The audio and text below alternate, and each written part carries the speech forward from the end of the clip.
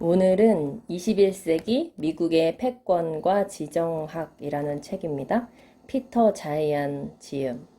이 책은 2014년에 미국에서 발행되었고요. 우리나라에는 2018년에 번역이 되어서 나온 책입니다. 제목에 지정학이라는 단어가 들어가 있는데, 지정학이라는 것은 나라의 지리적인 위치로 인해서 결정되는 것들에 관한 내용이에요.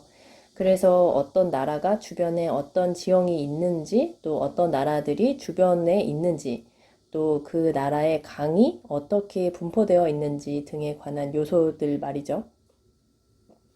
이 책의 이야기가 이집트에서부터 시작을 하고 있어요. 과거의 이집트요. 이집트라는 나라는 나일강을 끼고 나라가 발전이 되었어요. 나일강 유역에만 사람들이 모여서 도시를 이루었다고 합니다.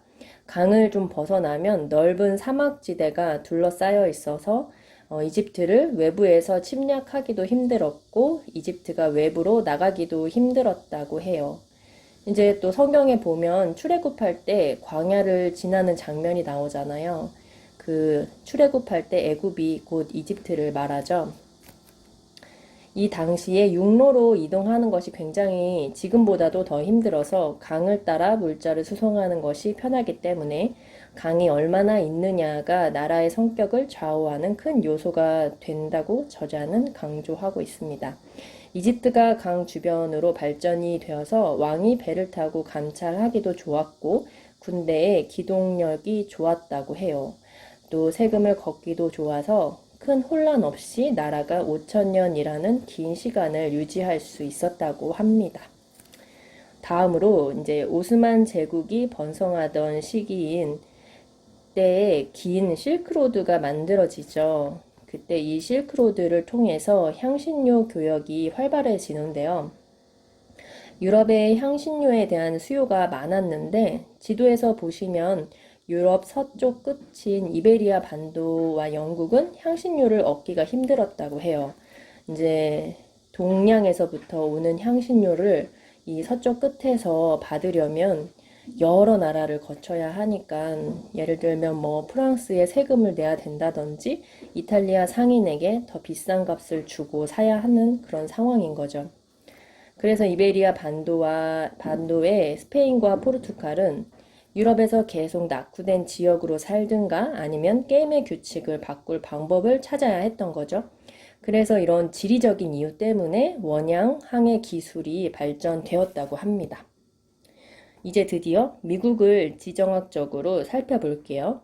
저자는 미국이 세계 강대국으로 설 수 있었던 많은 요소들이 있는데 정말 많은 장점들을 가지고 있는데 그런 요소들 가운데에서 가장 큰 요소로 수로망을 꼽습니다.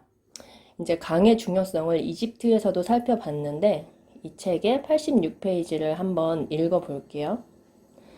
미국의 미시시피 강은 세계에서 가장 긴 배가 다닐 수 있는 강으로서 멕시코만에서 시작되는 강 어귀에서 미네소타주 트윈시티에 있는 종착지까지 장장 2100마일에 달한다. 이는 막강한 다뉴브 강보다 3분의 1이 더 길고 라인강의 3배에 달하는 길이이다. 게다가 미시시피 강 말고도 운항 가능한 주요 강이 미국에는 11개나 더 있다. 미국에서 온화한 기후 지역에 위치한 강들의 길이를 모두 합하면 14,650마일에 달한다. 중국과 독일의 경우는 각각 2,000마일, 프랑스가 1,000마일 정도 된다. 아랍권의 경우 이러한 강들의 길이를 모두 합해봐야 겨우 120마일에 불과하다. 그런데 미국의 수로에는 길이 말고도 독특한 이점이 있다. 지구상 그 어떤 지역에서도 찾아보기 힘든 지리적인 특징이 있다. 바로 방병 역할을 하는 섬들이다. 평평하고 나지막한 섬들이 동부 연안과 멕시코만의 4분의 3에 달하는 해안선을 따라 미국 본토와 나란히 줄지어 있다. 띠를 이루어 본토를 보호하는 요새 역할을 하는 이러한 섬들 덕분에 외부에 노출된 3,000마일 길이의 해안선이 서로 연결되고 차폐된 수십 개의 만으로 변모한다. 조수 간만에 차는 이러한 지형으로 어느 정도 완화되고 일련의 섬들은 바다에서 무트로 밀어닥치는 가장 혹독한 날씨만 빼고 대부분의 날씨를 막아주는 역할을 충분히 해내기 때문에 피사체크만에서 텍사스, 멕시코 국경까지 안전하게 운항이 가능하다. 이러한 연안 수로로 인해 미국은 3,000마일 길이의 강을 덤으로 얻게 된 셈이나 마찬가지이다. 미국은 천혜의 수로 덕분에 엄청나게 풍부한 자본을 창출하고 놀라울 정도로 높은 수준의 정치적 통일성을 달성했으며 소비자 중심의 강력한 경제 체제를 구축하게 되었다는 점에서 세계적으로 유일무이한 사례다. 게다가 광활한 영토를 소유한 나라치고는 인력과 재원 측면에서 비교적 작은 정부로 이 모두를 달성했다니 정말 놀랍다. 그런데 이는 그저 시작일 뿐이다. 이렇게 저자는 이제 수로를 살펴봤는데 수로뿐이 아니라 여러 가지 다른 지정학적인 장점에 대해서도 더 얘기를 해주고 있어요. 이제 예를 들면 위도상에서 살펴보면 미국은 위로 캐나다가 있고 아래로 멕시코가 있는데 캐나다 같은 경우는 험한 산악 지역이어서 나라들이 통합이 되지 못하고 나뉘어 있다고 해요. 그에 비해서 미국은 평탄하고 온화한 지대여서 비옥한 위치이고 또 아래로 멕시코는 덥고 습해서 치명적인 질병이 많고 병충해로 나라에서 비용이 많이 드는데 그에 비해 미국은 그렇지 않은 거죠. 여기서 또 서쪽으로는 태평양이 접해 있고 동쪽으로는 대서양과 닿아 있어서 미국은 여러 나라로 진출하기가 좋은데 또 미국을 침략하기에는 이 바다들을 건너와야 하기 때문에 좀 어려운 면이 있다고 얘기를 하고 있습니다. 여러 가지 면에서 지정학적으로 특혜를 받은 미국이라는 나라에 대해서 살펴보았습니다. 이제는 브레튼 우드 체제에 대해서 살펴보려고 해요. 여러분 어떻게 좀 잘 따라오고 계신가요? 이게 되게 어려운 책이었는데 잘 소화를 해서 쉽게 전달해 드리려고 노력하고 있어요. 또 다 피가 되고 살이 될 거기 때문에 끝까지 잘 들어보세요. 미국은 이처럼 태생부터 부족함이 없던 나라였어요. 그런데 이제 세계 2차 대전이 끝나고 미국이 승전국이 되죠. 그리고 세계 각국의 모든 나라들을 모아서 협상을 해요. 그때 당시에는 제국주의가 팽배하던 시대여서 모든 나라들은 미국이 다른 나라들을 모두 식민지로 삼을 것이라고 예상을 했어요. 스페인도, 포르투갈도, 영국, 일본도 모두 식민지를 가지고 자기 나라의 부족한 것들을 채우던 시절이었으니까요. 그런데 미국은 놀랍게도 그렇게 하지 않고 협약을 맺은 모든 나라들이 자유무역을 할 수 있도록 지켜주고 미국의 커다란 시장도 개방을 해서 접근할 수 있도록 허락하게 됩니다. 이렇게 된 세계 질서를 브레튼 우드 체제라고 부르는데 이 브레튼 우드 체제로 인해서 전 세계의 나라들이 안전하게 무역을 할 수 있게 되고 각국의 국방비를 줄여서 경제를 발전시키게 되었죠. 그게 이제 1944년 그때 이후로 지금까지 유지가 되어 오고 있는 거예요. 근데 미국은 왜 이런 결정을 하게 되었을까요?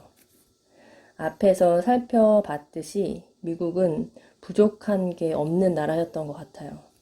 그래서 모든 나라들을 식민지로 이제 만들려면 주요 요충지마다 장기간 점령을 해야 되고 이제 도시 지역을 평정을 하고 주민들의 부와 소득을 걷어들이는 이제 낮은 강도의 전쟁을 계속해야 되는데 그렇게 하기가 이제 또 힘든 에너지가 많이 들고 하는 면이 있어서 그렇게 하지 않고 브레튼 우드 체제를 이제 선택하게 되었다고 이 책은 설명해주고 있어요.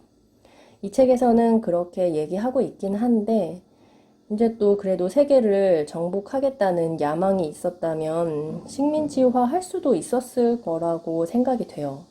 그런데 가진 것에 대해서 그냥 감사하고 이제 희생하는 그런 모습들은 분명 미국의 기독교 정신인 청교도 정신에 영향이 있지 않았을까 하는 짐작을 해봅니다.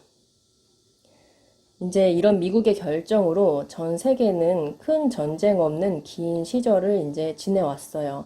우리나라도 보면 이제 일본 같은 나라는 지형이 험하고 자원이 부족해서 다른 나라에서 물자를 가져와야만 하는 나라잖아요.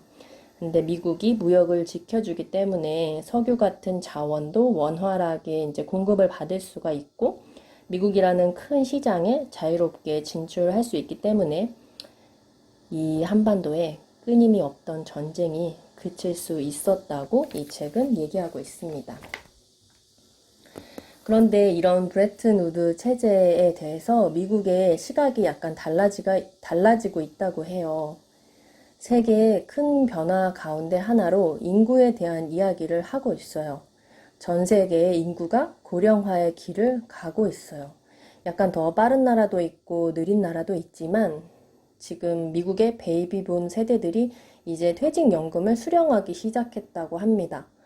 이것은 다시 말하면 경제 성장과 자본의 축적이 느려지고 아니면 오히려 줄어들고 있다고 그런 얘기가 되는 거죠. 말하자면 지금 주식시장에 많은 자본들이 들어가서 그 힘으로 주식이 올라가는데 이제는 많은 사람들이 주식으로 이제 연금을 받게 되면 그 주식을 팔고 이제 현금을 인출하게 되는 그런 상황들이 미국이 그나마 이제 인구 구조상으로는 양호한 편인데 전 세계적으로 이런 일들이 일어날 수 있다는 얘기를 하고 있어요.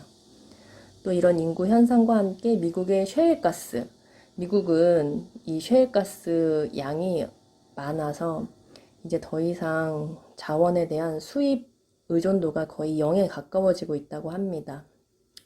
그래서 더 이상 세계에 관심을 더 가질 필요가 별로 없고 미국 내에서만도 자존이 가능하다고 해요.